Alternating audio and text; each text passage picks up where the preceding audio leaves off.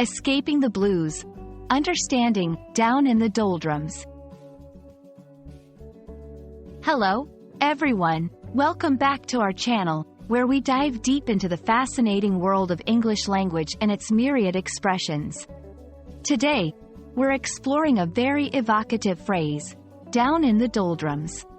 This expression is rich in imagery and meaning, and by the end of this video, you'll not only understand what it means but also how to use it effectively in your conversations and writings. So, let's set sail on this linguistic journey.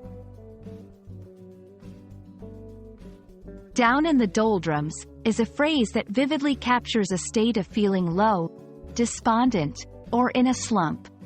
The doldrums, originally a nautical term, refers to a part of the ocean near the equator characterized by calm and very light shifting winds.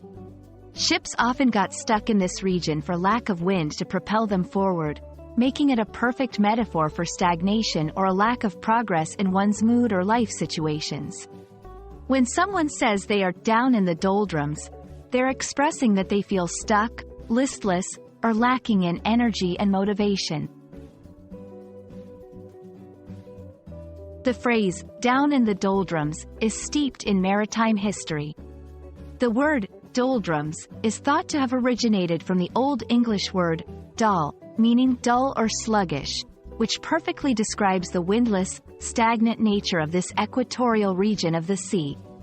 Over time, this nautical term was borrowed into everyday language to describe a similar state of listlessness or depression in a person's mood. The transformation from a physical location to a metaphorical state of being showcases the rich, adaptive nature of language. Understanding the phrase's background and meaning is one thing, but using it correctly is another. Down in the doldrums is typically used to describe someone's mood or a general state of being.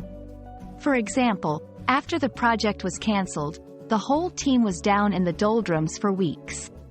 I've been down in the doldrums lately, just feeling a bit out of sorts. It's important to note that while the phrase conveys a sense of sadness or lack of motivation, it's often used in a somewhat temporary context, suggesting that the person expects to eventually find their way out of this state. And there you have it, a deep dive into the meaning, origins, and usage of the phrase, down in the doldrums. We hope this exploration has not only enriched your understanding of this colorful expression but also inspired you to reflect on the ways language evolves to capture the human experience.